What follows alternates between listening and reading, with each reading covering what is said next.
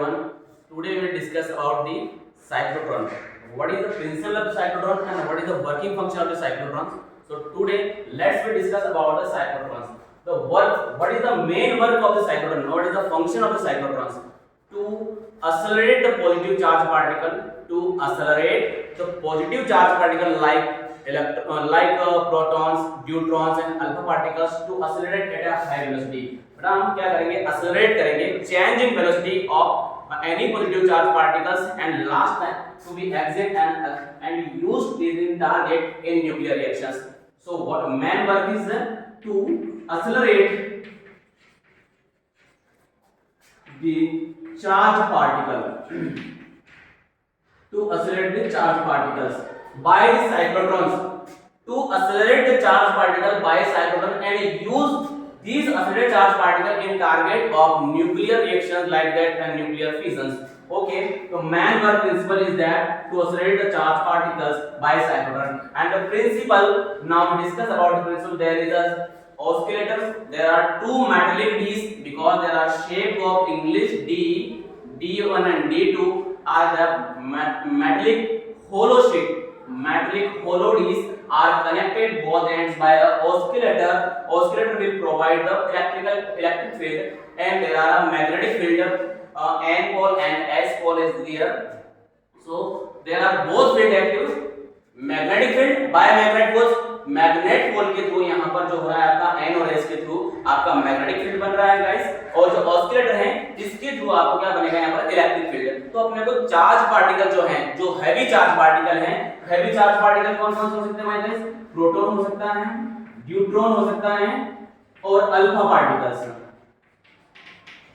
इनको अपन को एक्सेलरेट करना है. ये बाय साइक्लोट्रॉन के थ्रू अपन एक्सेलरेट करते हैं. अब बात करते हैं कि इलेक्ट्रॉन को एक्सेलरेट क्यों नहीं कर सकते? क्योंकि electron as compared to protons ज्यादा लाइट होता है और 1837 टाइम्स इसके इतना गुना हल्का होता है इलेक्ट्रॉन, इसलिए उसको अपन अगर उसको एक्सेलरेट करते हैं तो वो ज्यादा स्पीड से जाएगा और बाहर निकल जाएगा और अपने टारगेट के लिए जो वेलोसिटी चाहिए थी एक्चुअली वो वेलोसिटी मिल नहीं पाएगी. तो अपन इसका यूज करते हैं यहाँ पर प्रोटॉन्स का, न्यूट्रॉन का, proton, neutron and alpha particles accelerate by the cyclotrons. Okay guys, so let us discuss about this now. एक बार देखिएगा, जैसे बेटा मेरा चार्ज पार्टिकल अगर यहाँ रखा हुआ है, ये कोई चार्ज पार्टिकल है मेरा Q, मान सकते हैं वो अपना अल्फा पार्टिकल हो सकता है, प्रोटॉन हो सकता है, न्यूट्रॉन हो सकता है. जैसे उसको अगर यहाँ रखते हैं, अब यहाँ से इसकी पोलैरिटी इस टाइप से सेट कर रखी है ऑस्किलेटर की कि इस D को, दोनों D को एक कुछ टाइम फिक्स के अंदर इसका प्लस और इसको माइनस, वापस इसको प्लस इसको माइनस, इसकी पोलैरिटी चेंज करता रहता है. ये इसको इसी फ्रीक्वेंसी पे सेट करा हुआ है ऑस्किलेटर को कि ये दोनों इसकी पोलैरिटी को चेंज करता रहता है. ओके, तो मैंने कोई charge particle, heavy charge particle मान के चलते हैं पर मेरा बीच में रख लिया यहाँ पर, यहाँ सेंटर में रखा हुआ चार्ज पार्टिकल अपना. ओके, जब चार्ज पार्टिकल अपना सेंटर में रखा हुआ है तब यहाँ पर अब इसकी जब की ऑन करते हैं यहाँ से तो F होता है QE. F होता है QE, इलेक्ट्रिक फोर्स है माय गाइस. ये इलेक्ट्रिक फोर्स आप फैमिलियर होंगे यहाँ पर. जब मैं यहाँ से की ऑन करता हूँ इलेक्ट्रिक फील्ड क्रिएट हो जाएगा. जब इलेक्ट्रिक फील्ड क्रिएट हो जाएगा तो उस पार्टिकल्स पे, हैवी पार्टिकल जो हैं उस पर फोर्स लगना स्टार्ट होगा और वो इनिशियल वेलोसिटी में आ जाएगा. यहाँ पर दोनों फोर्स वर्क कर रहे हैं. एक तो है मेरा Fp QVB. लेकिन जब चार्ज पार्टिकल, जब तक मैंने इसको ऑन नहीं करा तब तक चार्ज पार्टिकल मूव नहीं करेगा, क्योंकि अगर वेलोसिटी जीरो हो जाती है स्टूडेंट तो मेरा FB जो हो जाएगा, चुंबक की बल जिसे कहते हैं, मैग्नेटिक फोर्स जो कहते हैं, वो जीरो हो जाएगा. जब भी ये चार्ज पार्टिकल जो है मेरा ये मोशन में आएगा तभी इसके ऊपर मैग्नेटिक फोर्स एक्ट करेगा, अदरवाइज एक्ट नहीं करेगा. तो मैग्नेटिक फोर्स एक्ट कब करेगा? जब वेलोसिटी में आएगा. तो इसको वेलोसिटी में लाएगा कौन? इसको मूव कौन करेगा? इसको मूव करने के लिए हमने ऑस्किलेटर लगाया है यहाँ पर. ऑस्किलेटर क्या करेगा? ये हैवी चार्ज पार्टिकल है, ये भी पॉजिटिव चार्ज पार्टिकल है ना, पॉजिटिव चार्ज पार्टिकल है. जब इसको यहाँ रखा गया तो इस पर जो इलेक्ट्रिक फील्ड जो क्रिएट करा है इसने जो ऑस्किलेटर ने इलेक्ट्रिक फील्ड क्रिएट करा उसके थ्रू उसके ऊपर इनिशियल फोर्स लगेगा F=QE, और इसको जैसे फोर्स लगा इलेक्ट्रिक फील्ड की वजह से, ऑस्किलेटर की वजह से इलेक्ट्रिक फील्ड क्रिएट हुआ दोनों डी के अंदर, और यहां से इलेक्ट्रिक फील्ड की वजह से फोर्स लगेगा तो ये वेलोसिटी में आ जाएगा. और जैसे ये वेलोसिटी में आता है मतलब v का वैल्यू कुछ ना कुछ बढ़ जाएगा. जब v का वैल्यू बढ़ जाएगा तो कॉमन सी बात है इसके ऊपर आपका मैग्नेटिक फोर्स भी क्रिएट हो जाएगा.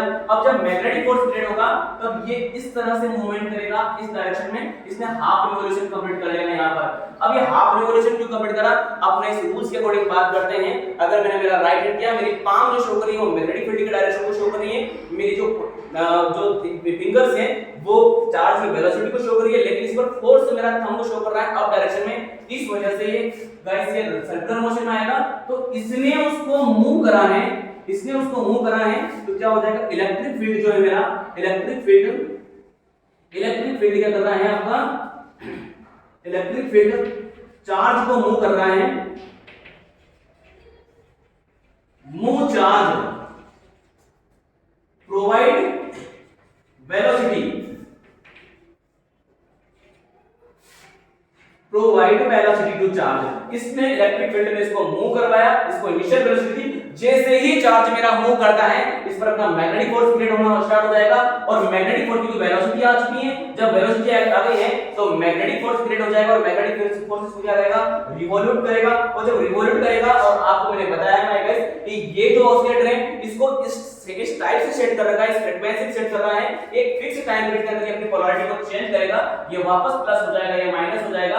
और जब ये प्लस और ये माइनस हो जाएगा तो वापस जब charge particle, heavy charge particle, positive charge particle है, वो जब यहां पहुंचता है तो वापस ये डी पॉजिटिव हो जाएगा, ये वापस को पुश करेगा, फिर पुश करने के बाद ये वापस बड़ी वेलोसिटी, बड़ी रेडियस से जाएगा। अब ये बड़ी वेलोसिटी से कैसे जाएगा, आपको अच्छे से पता है, जब कोई भी चार्ज पार्टिकल एक सर्कल के अंदर मूव करता है या सर्कुलर ऑर्बिट के अंदर मूव करता है, उसके सेंटर टुवर्ड्स एक फोर्स लगता है, वो फोर्स जो होता है आपका mv²/r।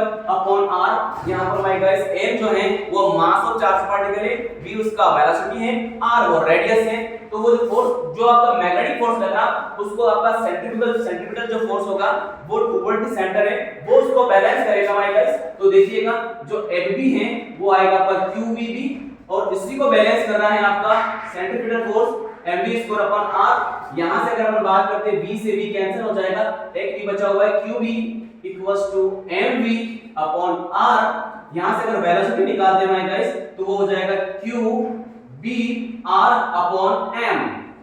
ये उसकी वेलोसिटी हो गई, ये जो वेलोसिटी हो गई है qBr/m, इस वेलोसिटी से वो आपका इंक्रीज करेगा।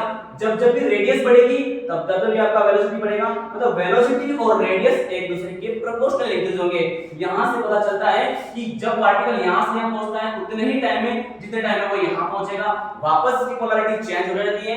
जब वापस इसकी पोलैरिटी चेंज होगी प्लस, फिर इसको पुश करेगा, अगेन ये लार्ज रेडियस से मूव करेगा, और लार्ज में वापस इसकी पोलैरिटी चेंज होगी, अगेन ये हाई वेलोसिटी से मूव करेगा, और एक कंडीशन आएगी जब ये विंडो से यहां से एग्जिट हो जाएगा और टारगेट के लिए अपन अचीव कर लेंगे। इसी चीज को अपन यहां शो कर रहा है 3D मॉडल के अंदर। दो मेटालिक प्लेट्स को की वही डी लगी हुई है माय गाइस, ये यहां पर ये जो क्रॉस है ये डाउन, इसको अप साइड से अपन देखा है, इसका बॉटम टॉप व्यू देखा है, तो मैग्नेटिक फील्ड इस डायरेक्शन से शो कर रखा है, और अपना पार्टिकल से बाहर हो जाएगा यहां से। इसी टाइप से यहां शो कर रखा है, इसका 2D है, ये इसका 3D है। इसके अंदर चार्ज पार्टिकल आपका मूव करेगा, हैवी चार्ज पार्टिकल, अगेन इसका ऑसिलेटर जो होगा वो उसकी पोलैरिटी को चेंज करेगा। मैग्नेटिक फील्ड, उसकी जो मैग्नेटिक फील्ड है वो चार्ज पार्टिकल को सर्कुलर मोशन देगा, जबकि इलेक्ट्रिक फील्ड जो है आपका वो चार्ज को मोशन देगा। तो इसका प्रिंसिपल क्या हो जाएगा, इलेक्ट्रिक फील्ड जो होगा वो move charge particle, provide the velocity, और मैग्नेटिक फील्ड जो होगा आपका मैग्नेटिक फील्ड, वो मैग्नेटिक फील्ड क्या करेगा, provide circular motion, circular motion to charge particle, to charge particle. वो क्या करेगा, आपका पार्टिकल को सर्कुलर मोशन प्रोवाइड करेगा, ठीक है।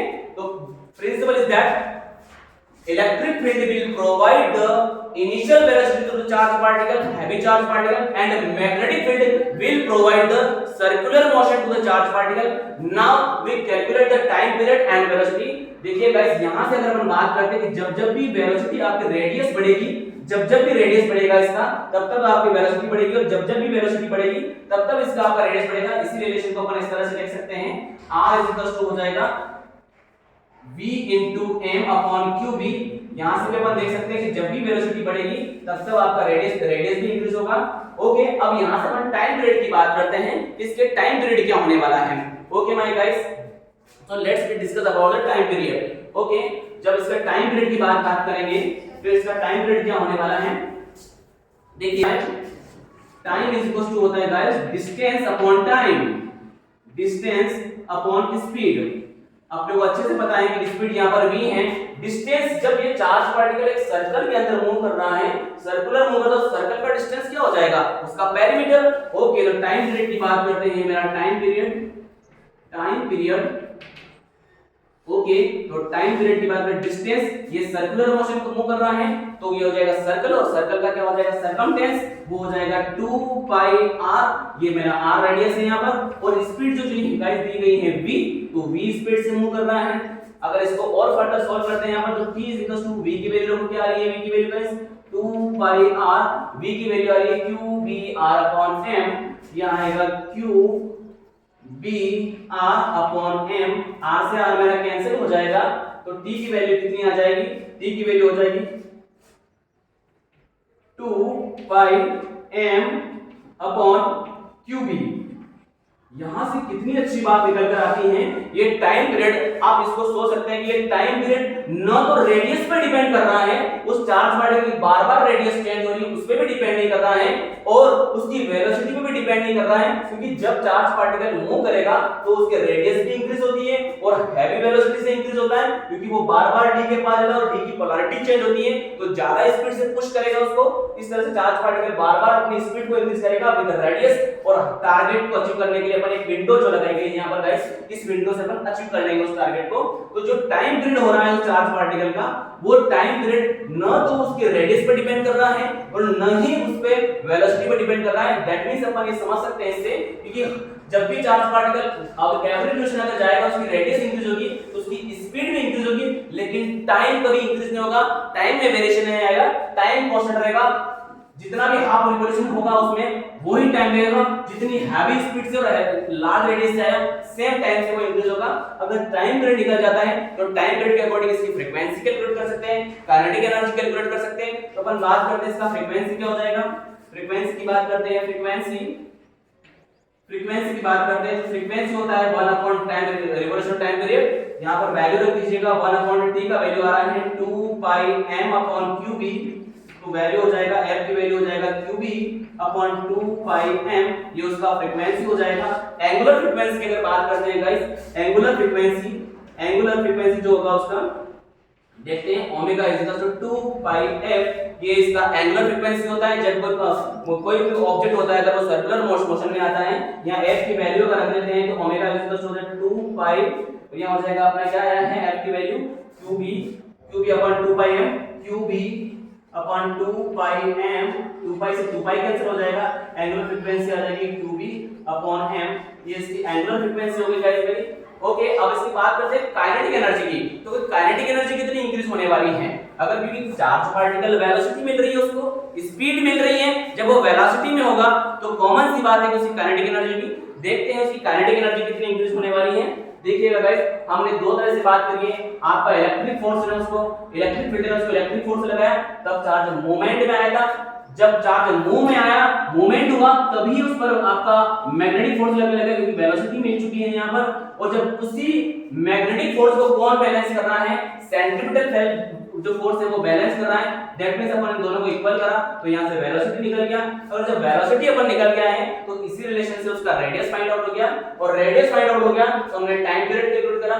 टाइम पीरियड से हमें बहुत अच्छी बात निकल के ये मिलती है, क्योंकि मेरा टाइम पीरियड जो है वो न तो वेलोसिटी पर डिपेंड कर रहा है, यहाँ देख सकते हैं रिलेशन में, न ही रेडियस पर डिपेंड कर रहा है। इसका मतलब ये हो रहा है कि वो हर हाफ रिवॉल्यूशन के अंदर जितना टाइम यहाँ से यहाँ कवर कर रहा है उतने ही टाइम में वो यहाँ से यहाँ कवर करेगा, लेकिन उसका रेडियस अलग हो जाएगा, लार्ज हो जाएगा, और उसकी वेलोसिटी इंक्रीज हो जाएगी, इसलिए वो बार-बार इसके अंदर से निकलेगा, इसकी पोलैरिटी चेंज होती रहेगी, तो इसकी स्पीड जो होगी वेरी करेगी, और हाई स्पीड से अपन न्यूक्लियर रिएक्शंस के अंदर इसका यूज कर सकते हैं। अगर काइनेटिक एनर्जी की बात करते हैं स्टूडेंट यहाँ पर, तो काइनेटिक एनर्जी क्या होने वाली है देखते हैं अपन। काइनेटिक एनर्जी हमको अच्छे से फैमिलियर है काइनेटिक एनर्जी के बारे में। जो काइनेटिक एनर्जी होती है 1/2 m v स्क्वायर होती है। v जो है आप उसकी आपकी स्पीड है, m जो है उस हैवी चार्ज पार्टिकल का मास है। अगर वेलोसिटी रखते हैं तो देखिएगा क्या होने वाला है 1/2 m, v का वैल्यू लिख दीजिएगा q b r/m का होल स्क्वायर, देन यहां से आगे बढ़ते हैं my student 1/2 m into q square b square r square upon m square, cut to it now 1/2 q square b square r square upon m mq square b square r square upon 2m, it will be the kinetic energy of the heavy charged particles। ये उसकी kinetic energy हो जाएगी। Time period velocity अपने find out करी है कि वो किस वेलोसिटी से मूव करेगा और उसका रेडियस क्या होने वाला है वो उस पर डिपेंड करेगा। और सबसे अच्छी बात अपने ने उसका टाइम पीरियड निकाला था, जो कि टाइम पीरियड उस चार्ज पार्टिकल की न तो रेडियस पर डिपेंड करता है न उसकी वेलोसिटी पर डिपेंड करता है। इससे हमें ये समझ में आता है कि वो एवरी रिवॉल्यूशन में फिक्स टाइम में अपनी पोलैरिटी चेंज करके जो रेडियस इंक्रीज करेगा, वेलोसिटी इंक्रीज करेगा और लास्ट में वो इस विंडो से, यहाँ एक विंडो बनाया गया है बेटा, मैंने यहाँ पर 3D बताया है इसको, इस 3D से इस विंडो से वो एग्जिट होगा और उसी का अपन यूज करेंगे टारगेट के अंदर, जो कि न्यूक्लियर रिएक्शन के टारगेट के अंदर अचीव करते हैं। तो अपन ने इसका वेलोसिटी फाइंड करा, रेडियस फाइंड आउट करा, टाइम पीरियड फाइंड आउट करा, काइनेटिक एनर्जी फाइंड आउट करी। Okay, so that is the उसका फ्रीक्वेंसी फाइंड आउट करा और मेनली इसका यूज ही इसी में किया जाता है कि किसी हैवी चार्ज पार्टिकल्स कौन कौन से प्रोटॉन हो सकता है, न्यूट्रॉन हो सकता है या अल्फा पार्टिकल होता है, उसको अपन हाई वेलोसिटी से उसको एक्सेलरेट कर सकते हैं। Okay guys, thank you so much, thank you.